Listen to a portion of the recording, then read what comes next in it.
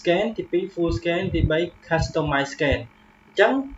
ទាក់ទងទី3បងប្អូនយកលើគេអានេះ scan រហ័សអានេះអាចថា5នាទីអីឬក៏ក្រោម5នាទីវា ready អានេះអាចនឹងយូររកមកអា full scan អញ្ចឹងបងចូលលើបងពាក្យ scan ចុចពាក្យ next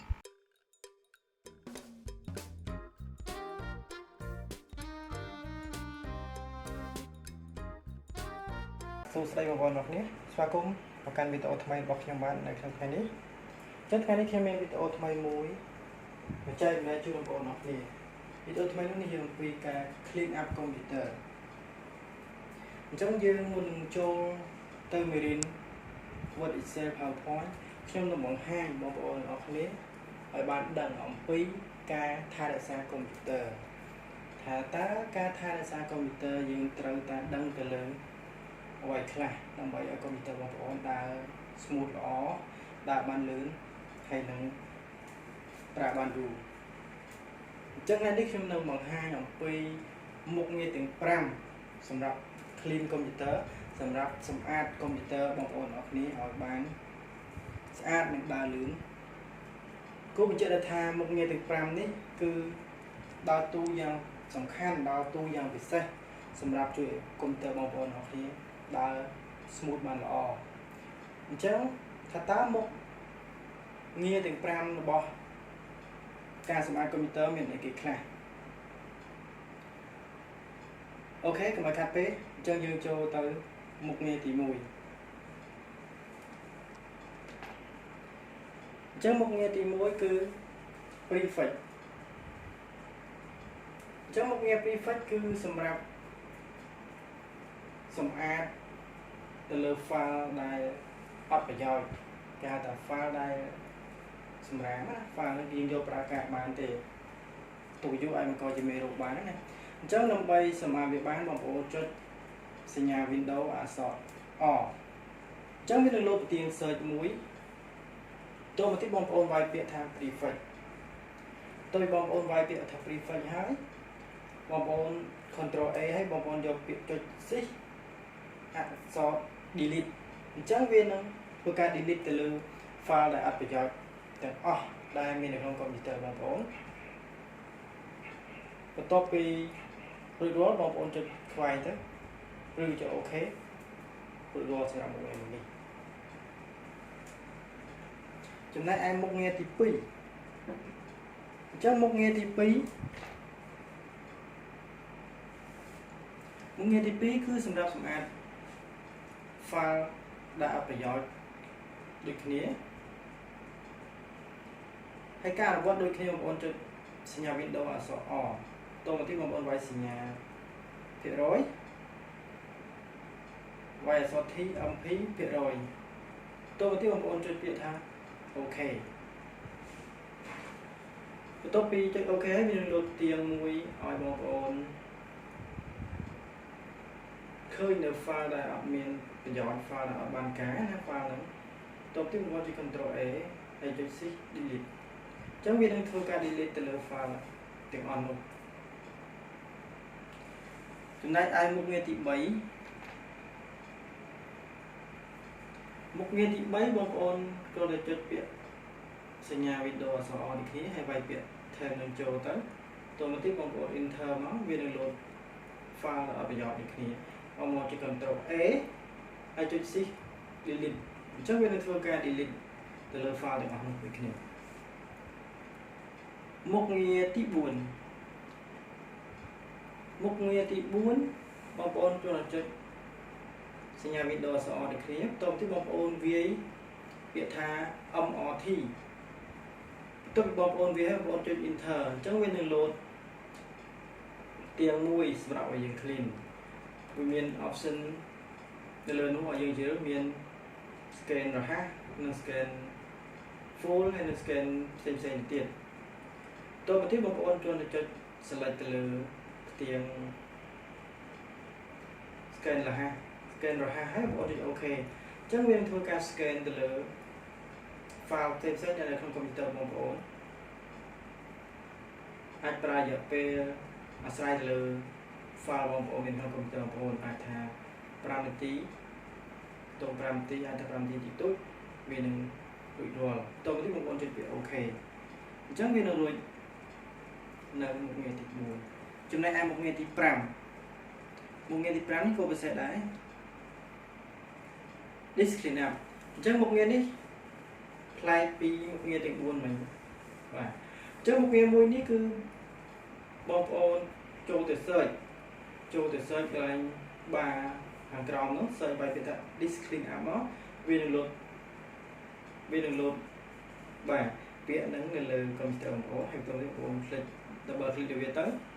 vì đừng lột tiền muối về dùng clean chắc là tôi bây giờ lột tiền nông hay một con chưa được clean và tôi bằng con cho clean hay viên lột tiền một tí cứ delete chắc một con cho delete từ lời file đại áp bây giờ file ai thằng file là những download mà về cho video cho ai nên là computer bằng ổ về nên thời gian delete lên này vì clean sạch computer bây giờ vì ở bên phía con cho môiនឹងអាចសារតែបងប្អូនប្រើការឬក៏អាចសារផ្លូវការបងប្អូនទេvìគ្រាន់ជា file អត្ថប្រយោជន៍ file សម្រាប់ file មេរោគហ្នឹងវានឹង clean អស់ហើយអញ្ចឹងសរុបមកវិញមុខងារទាំង5ដែលខ្ញុំបានបង្ហាញខាងមុខនោះគឺខាងដើមនោះគឺសម្រាប់ clean computer បងប្អូនអរគ្នាឲ្យបាទ smooth ឲ្យដើររហ័សហើយនឹងជួយឲ្យកុំព្យូទ័របងប្អូនប្រើប្រាស់បានយូរបើសិនបើយើងមិនបានប្រើនៅមុខងារទាំង5នោះទេពេលដែលបងប្អូនប្រើកុំព្យូទ័រយូរថ្ងៃយូរខែទៅធ្វើឲ្យកុំព្យូទ័របងប្អូនដើរអត់ធ្វើ smooth ទេអាចថាដើរជាប់អាចថាដើរស្គប់ response ចុចមក file មកវាលោតពាក្យថា response ឲ្យយើងចងចាំហើយអាចថាចុចពាក្យ close window ឬក៏ close ចុច ចុចclose ចឹងទៅចឹងហើយធ្វើឲ្យវាខានដល់ការងាររបស់បងប្អូនចឹងហើយជៀសវាងឲ្យមានបញ្ហាទាំងអស់កើតឡើងបងប្អូនគួរតែប្រើទៅលើ function ទាំង5ដែលខ្ញុំបានបង្ហាញអញ្ចឹងខ្ញុំមានប៉ុណ្ណឹងសម្រាប់វីដេអូមួយនេះដើម្បីច្បាស់ខ្ញុំនឹងបង្ហាញបងប្អូនអរគ្នានៅក្នុងកុំព្យូទ័រជាក់ស្ដែងអូខេអញ្ចឹងមកខាតពេលខ្ញុំនឹងបង្ហាញនៅក្នុងកុំព្យូទ័រជាក់ស្ដែងបាទខ្ញុំនឹងបង្ហាញបងប្អូនអរគ្នាទាក់ទងជាមួយនឹងការថែរក្សាកុំព្យូទ័របងប្អូនឲ្យបានប្រើប្រាស់យូរវាដូចជាប្រើប្រាស់ទៅ smooth ល្អអញ្ចឹងខ្ញុំនឹងចែករំលែកនៅមុខងារទាំង5សម្រាប់សម្អាតកុំព្យូទ័រនិងឲ្យកុំព្យូទ័រយើងដើរល្អបាទអញ្ចឹងកត្តាមុខងារទាំង5នោះមានអីគេខ្លះឲ្យខាតពេលយើងទៅមើលទាំងអស់គ្នាអូខេអញ្ចឹងមុខងារទី1គឺមុខងារ prefix អញ្ចឹងមុខងារ prefix នេះយើងប្រើសម្រាប់សម្អាតនៅ file ដ៏អត់ប្រយោជន៍ file សម្រាមឬ file មេរោគអញ្ចឹងដើម្បីយើងចូលទៅ clean បានទី1បងប្អូនចុច Windows អក្សរ O បាទទៅបងប្អូនចុច Windows អក្សរ O ហើយបងប្អូនវាយពាក្យថា prefix បាទបើយើងធ្លាប់ប្រមាណចឹងវាលោតលើហ្នឹងបងប្អូនវាយពាក្យ prefix នេះមកបាទតោះមកទីបងប្អូនចុចពាក្យថា OK ទៅបងប្អូនចុចពាក្យ OK នឹងលោតទៀងមួយអញ្ចឹងផ្ទាំងទាំងអស់នេះគឺឃើញមាន file ជាច្រើន file PR file នេះ PR file ជាច្រើន file ហ្នឹងគឺជា file ដែលយើងអត់ប្រយោជន៍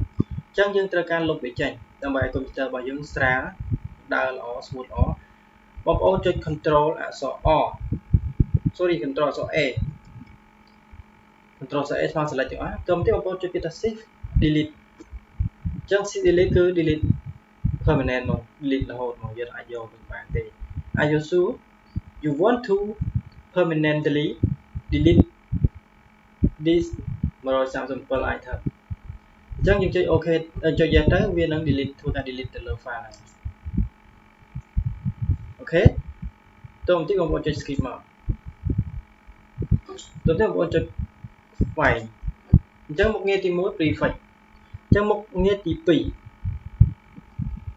យើងចុច Windows អក្សរ O ដូចគ្នា Windows អក្សរ O មក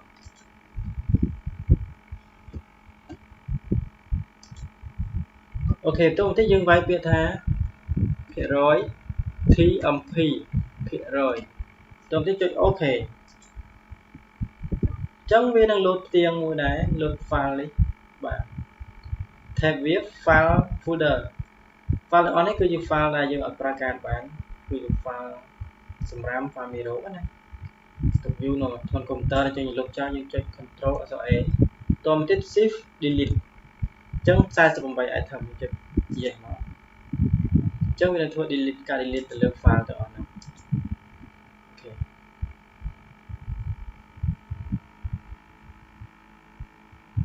តមកទៀតខ្ញុំចុច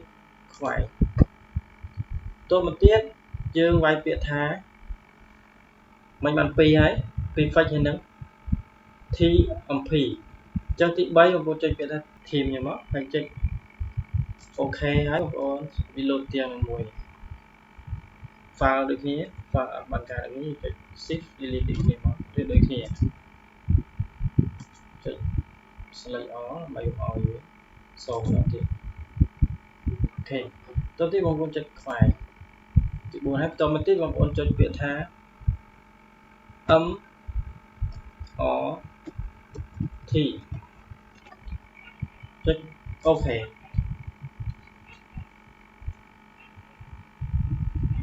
រងចាំបន្តិចអូខេវានឹងលុបទៀងមួយវាថា Do you want to allow this app to make change to your device អញ្ចឹងបងប្អូនចុច Yes មកតើបងប្អូនចុច Yes ហើយវានឹងលុបទៀងមួយសម្រាប់ឲ្យយើង clean នេះវាលើកនេះមួយហើយបងប្អូនចុច Next អញ្ចឹងឡើយនេះមាន option 3ទី1 quick scan ទី2 full scan ទី3 customize scan អញ្ចឹងទាក់ទងទី3បងប្អូនយកលើគេអានេះ scan រហ័សអានេះអាចថា5នាទីអីឬក៏ក្រោម5នាទីវា ready អានេះអាចនឹងយូរមកថា full scan អញ្ចឹងបងចូលលើបងពាក្យ scan ចុចពាក្យ next នេះហើយវានឹងធ្វើការ scan ទៅលើ file ផ្សេងៗដែលជា file មេរោគឬក៏ file ដែលយើងប្រើការបានហើយវានឹងធ្វើការ scan file ហ្នឹងដើម្បីឲ្យកុំព្យូទ័រយើងដើរល្អដើរ smooth ល្អអញ្ចឹងបន្ទាប់ពីយើងប្រើនៅមុខងារទាំង5ហ្នឹងវាធ្វើឲ្យកុំព្យូទ័របងប្អូនដើរ smooth ល្អហើយនឹងយើងអាចថាកុំព្យូទ័រយើងប្រើបានយូរមានថាយើងប្រើទៅនៅតែមានគុណភាពណាបើសិនបងប្អូនបាន clean ទៅលើមុខងារទាំង5ហ្នឹងទេធ្វើឲ្យកុំព្យូទ័របងប្អូនអាចទៅដើរទៅដើរពេលខ្លះធ្វើឲ្យខាត់ពេលក្នុងការយើងធ្វើការទៀតអញ្ចឹងហើយអាការ scan នេះបើសិនបងប្អូនប្រើកុំព្យូទ័រនឹងញឹកបងប្អូនអាច2ថ្ងៃ3ថ្ងៃបងប្អូនអាច scan ម្ដងបានបងប្អូនសិនប្រើបងប្អូនអាចថាមួយទឹកឬក៏មួយខែទៅប៉ុន្តែបងប្អូនប្រើញឹកញាប់ប្រើច្រើនបងប្អូនអាចឆាប់ scan ហើយថាមួយទឹកក៏បានដែរបងប្អូន scan ម្ដងទៅដើម្បីឲ្យកុំព្យូទ័រយើងវាប្រើទៅនៅមានគុណភាពល្អអញ្ចឹងយើងរងចាំតិចទៅនៅក្នុងឡុងពេលរងចាំបងប្អូនអាចចុច refresh right click យកពាក្យថា refresh នេះវាជួយឲ្យកុំព្យូទ័រយើងដើរស្រួលដែរដូចគ្នាដូចថាយើង clean ដូចគ្នាហ្នឹង refresh វាអូខេ refresh right click យើងចុច refresh ទៅបាទអញ្ចឹងមិញយើងបាន4ហើយគឺនៅមុខងារមួយទៀតគឺមុខងារ disk clean app ក៏សំខាន់ដែរ disk clean app ហ្នឹងយើងប្រើសម្រាប់ clean ឬក៏ delete ទៅលើ file ណាដែលអត់ប្រយោជន៍ដូចគ្នាបន្ទាប់ពី file ដែលយើង download វានៅសល់មេរោគជាប់កុំព្យូទ័រយើងអីវានឹងធ្វើការ clean អាហ្នឹងឯង clean delete អាហ្នឹងចេញឯងអញ្ចឹងមុខងារទាំង5គឺជួយឲ្យកុំព្យូទ័រយើងល្អប្រសើរការប្រើប្រាស់បាទអញ្ចឹងយើងរងចាំតិចសិនតើក្នុងអំឡុងពេលរងចាំយើងអាចធ្វើអាហ្នឹងក៏បានដែរបងប្អូនចុចកន្លែងនេះមកពេលបងប្អូនបាត់ថា disk clean មកនេះវាលើកលើហ្នឹងហើយបងប្អូនយក right click លើវា3ដងមក2ដងមកអញ្ចឹងវានឹង load ទៀងមួយនេះអញ្ចឹងបងប្អូនមើលនឹងមាន2 drive D drive C អញ្ចឹងយើងយក drive C មកចុច OK អានោះសិនយើងចង់ clean drive C អញ្ចឹងវាមាន file ជាច្រើននេះ file ហ្នឹងគឺជា file ប្រយោជន៍ដូចគ្នាអញ្ចឹងចុចពាក្យថា clean up system files ចុចហ្នឹងមកហើយចុច OK អញ្ចឹងវានឹងទៅធ្វើការ clean ទៅលើ file ហ្នឹងហើយអញ្ចឹងធ្វើឲ្យកុំព្យូទ័ររបស់យើងបាទកាន់តែមាន space នៃគេដាក់ថា this clean app is calculating មានថាបង្កើតfile របស់យើងនេះទោះយើង clean ហើយ file របស់យើង free up 359 មេនៅក្នុង hard disk space របស់យើងណាចេញចុចពាក្យ OK ហើយចុចពាក្យថា delete ចា file នេះប្រហែលនេះយើងត្រូវបាន delete ចេញហើយអញ្ចឹងបងប្អូនចុច right click លើនេះហើយចុចយក refresh គ្នាមកដើម្បីឲ្យកុំព្យូទ័រយើងវាធ្វើការលឿន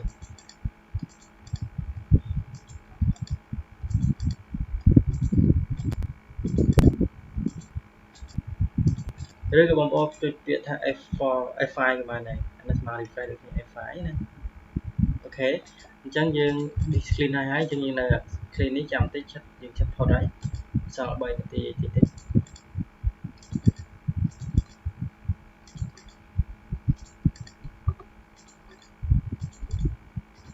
ចឹងក្នុងអំឡុងពេលនេះយើងចុច refresh ធម្មតាទៅ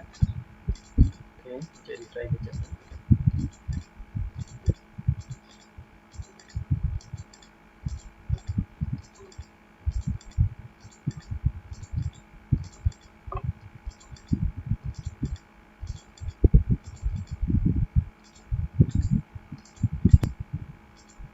តើបើ clean ចប់យើងអាចតេស្តកុំព្យូទ័រយើងបានថាតើវាមានល្អប្រសើរជាងមុនអត់វាធ្វើឲ្យកុំព្យូទ័រយើងល្អប្រសើរជាងមុនអត់ឬក៏នៅតែដដែលទេឬក៏វាគាត់បានជាងមុនអញ្ចឹងណាបងប្អូនអាចតេស្តមកបានព្រោះពីបងប្អូនប្រើ function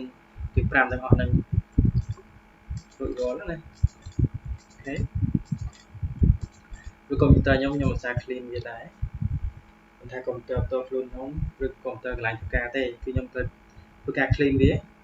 អាចថាមួយអាទិត្យឬក៏មួយខែខ្ញុំ clean ម្ដងហើយដោយសារតែយើងធ្វើការងារច្រើនក្នុងមួយថ្ងៃគឺយើងធ្វើការងារច្រើននៅលើកុំព្យូទ័រមែនទេអញ្ចឹងហើយយើងត្រូវឧស្សាហ៍ក្នុងការ clean ឧស្សាហ៍មានន័យថា clean ញឹកញាប់ណាមិនមែនចាប់ទុកទោមួយឆ្នាំឲ្យយើង clean ម្ដងទេអាចថាយ៉ាងយូរមួយខែអីទៅយើង clean ម្ដងទៅដើម្បីឲ្យកុំព្យូទ័រយើងល្អប្រើវានៅតែមានគុណភាពដូចខ្ញុំនិយាយខាងដើមខ្ញុំមិនសិនយើងអត់ clean ទេកុំយើងប្រើប្រាស់វា load នៅ load response ណាដល់ពេលយើងបើក file ច្រើនឬយើងចុចញាប់ពេកវា load response នៅលើអេក្រង់កុំព្យូទ័រយើងហើយអញ្ចឹងវាអាចមានពាក្យថាឲ្យយើង close window ឬក៏ឲ្យយើងរងចាំអីចឹងណាអញ្ចឹងហើយវារំខានយើងមែនតើអញ្ចឹងហើយចេះវាឲ្យករណីអនុកើតឡើងគឺយើងធ្វើការ clean ដោយប្រើមុខងារទាំង5នេះនេះវា clean ម្ដងទៀតហើយ clean ម្ដងនឹងហើយគឺ ready ហើយគឺរួចរាល់ហើយបាទអញ្ចឹងគេដាក់ថានេះអាចថា5ចន្លោះ5នាទីទៀតបានយើងចប់អញ្ចឹងយើងរងចាំទៀតណា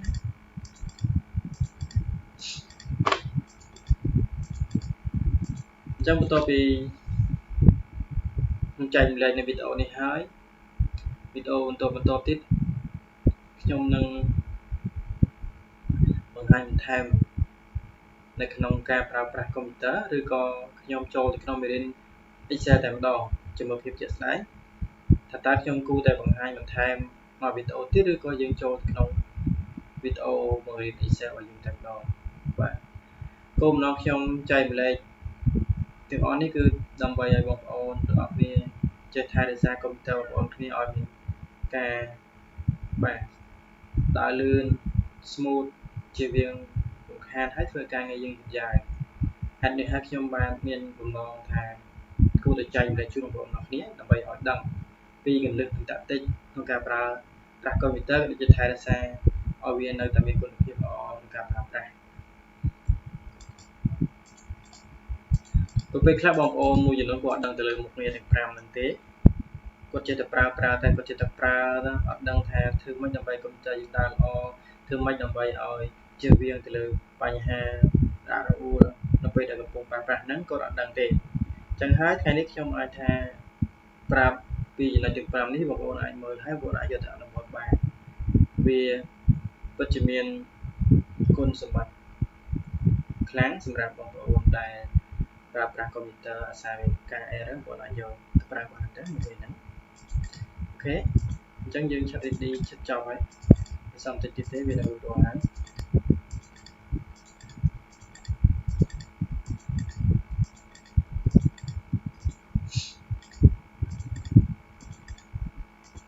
ចឹងវីដេអូទី1នៅក្នុង channel របស់ខ្ញុំនេះគឺខ្ញុំបង្ហាញអំពីចំណាប់អារម្មណ៍ដូចជាគោលដៅក្នុងការបង្កើត channel នេះឡើងថាខ្ញុំបង្កើត channel នេះឡើងដើម្បីអីខ្ញុំបានបង្ហាញក្នុងវីដេអូនោះហើយចឹងបងប្អូនដែលចង់ដឹងពីគោលបំណងដូចជាចាក់ខុសវិស័យទៅមុខថាតើខ្ញុំនឹងបង្ហាញអ្វីនៅក្នុង channel មួយនេះបងប្អូនអាចទៅមើលចូលទៅតាមដានដូចជាស្ដាប់នៅវីដេអូមួយនោះខ្ញុំនឹងលម្អិតរួចរាល់ហើយនៅក្នុងគោលបំណងរបស់ខ្ញុំចឹងហើយខ្ញុំសង្ឃឹមថាបងប្អូន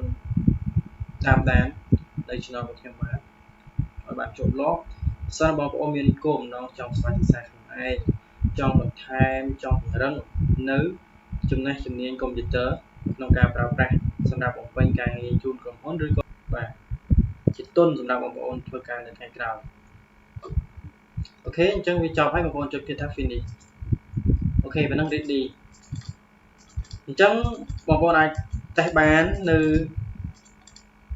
ពេលដែលបងប្អូន clean ចប់មុខងារទាំង5ហ្នឹងអញ្ចឹងមុខងារទាំង5នោះខ្ញុំបញ្ជាក់ម្ដងទៀតមុខងារទាំង5នោះយើងមានខ្ញុំបើកបងប្អូនឲ្យបងប្អូនមើលមុខងារទាំង5ទី1បាទទី1គឺ prefix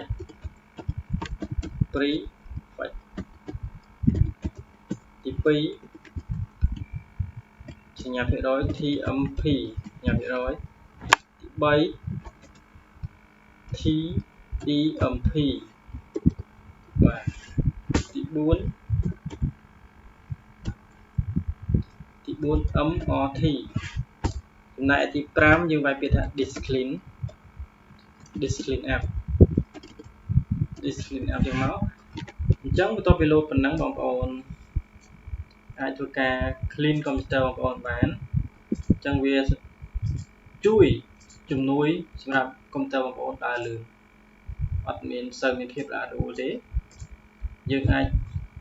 បន្លឿននៅការងារបងប្អូនទៀតពេលបងប្អូនប្រើកុំព្យូទ័រទៅវាមានភាពរំខានធ្វើឲ្យកុំព្យូទ័របងប្អូនប្រើវាគៀងប្រើទៅបើជាលោតពាក្យថា response នៅក្នុងកុំព្យូទ័រពេលចុច file ច្រើនឬក៏ចុចញាប់ពេកណាអញ្ចឹងបងប្អូនអាចប្រើវិធីសាស្ត្រហ្នឹងបានដើម្បីកាត់បន្ថយឬក៏ឈប់ឲ្យវាលោតពាក្យអស់ហ្នឹងទៀតអញ្ចឹងមុខងារទាំង5ហ្នឹងគឺជាចំនួនមែនតើសម្រាប់បងប្អូនជាគ្រឹះសម្រាប់ប្រើប្រាស់កុំព្យូទ័រទៅយើងធន់ហ្នឹងមានន័យថានៅតែមានប្រើទៅមើលទៅនៅតែកុំព្យូទ័រយើងប្រើល្អណាអូខេអញ្ចឹងវីដេអូមួយនេះគឺបង្ហាញអំពីការ clean app កុំព្យូទ័រឲ្យមានការដើរលឿនឲ្យប្រើទៅ smooth ល្អនិងប្រើបានយូរអូខេអញ្ចឹងវីដេអូខ្ញុំមួយនេះគឺមានប៉ុណ្ណឹងសម្រាប់ចែកជូនបងប្អូនអរគ្នាជាចំណេះដឹងសម្រាប់យុទ្ធអនុវត្តបើសិនបងប្អូនគិតថា channel របស់ខ្ញុំបានមួយនេះមានបាទសារៈសំខាន់សម្រាប់បងប្អូនយកទៅស្វែងសារខ្លួនឯងបងប្អូនអាចចុច subscribe ដើម្បីបន្តមើលនៅវីដេអូថ្មីៗបន្តទៀតនៅពេលដែលខ្ញុំបានផុសបាទជារាល់ថ្ងៃអាចចន្លោះថាពីម៉ោង 9 ដល់ម៉ោង 11 ចន្លោះម៉ោងនេះគឺខ្ញុំនឹងផុសវីដេអូរបស់ខ្ញុំបាទអញ្ចឹងក្នុងចុងក្រោយបាទខ្ញុំសូមអរគុណសម្រាប់បងប្អូនអរគ្នា